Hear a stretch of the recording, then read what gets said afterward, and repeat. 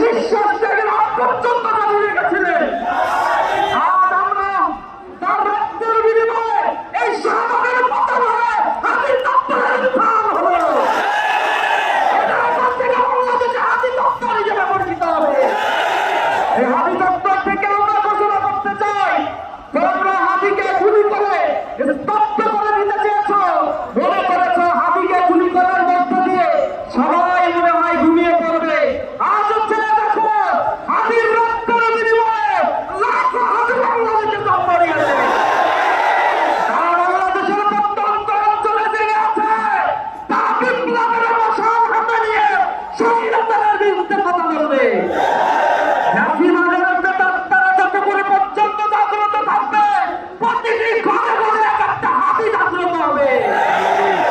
আমরা দীপ্তকণ্ঠে বলতে চাই, হাতির হত্যাকারীদের এখনো পর্যন্ত গ্রেফতার করার ক্ষেত্রে অপারগতা যারা প্রদর্শন করেছে, অনতিবিলম্বে এই আইন শৃঙ্খলায় রক্ষায় নিয়োজিত বাহিনীদেরকে টানা তৃতীয়বার অর্জন করেছে দেশের সেরা সুপার ব্র্যান্ড স্বীকৃতি বসুন্ধরা টিস্যু।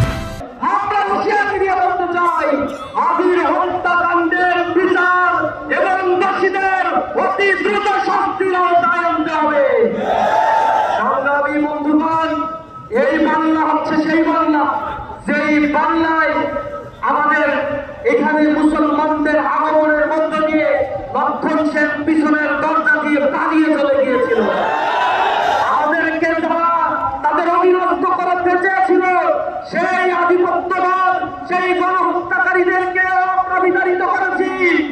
আপনারা জানেন, ব্রিটিশরা যখন এই অঞ্চল শাসন করত, তখন মানুষেরা তাদের স্বাধীনতার জন্য এই অঞ্চলের সর্বপ্রথম রক্ত দিয়েছিল যারা বীর নেসার আলী তিতুমীর, হাজী শরীয়তুল্লাহ, দুদু মিয়া সহ যারা সংগ্রামী মানুষ ছিল, তাদের জন্ম হয়েছিল এই বঙ্গপ্রদেশে।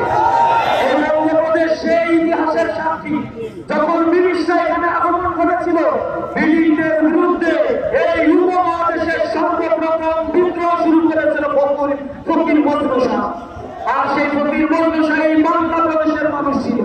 সুতরাং আমাদেরকে যারা তাদের আধিপত্যের গ্রাসে নিমজ্জিত করে আমাদের বিপ্লবীদেরকে হত্যা করতে চাও, কান খুলে শুনে রাখো, আমাদের গায়ে রক্ত থাকতে তোমাদের এই পথ ইন্টেনশন বাস্তবায়ন হতে দেওয়া হবে। আজ অনেক রাত আমরা জেগে আছি, পুরো বাংলাদেশ কাঁপছে, রক্তে আগুন লেগে আছে আমাদের। সেই লোকমান হাদি ছোট্ট সন্তান, সে এখনো অবুঝ, সে তার বাবাকে কি করে থাকবে? বড় হলে তার বাবার চেহারা দেখে এই ছেলেটা বড়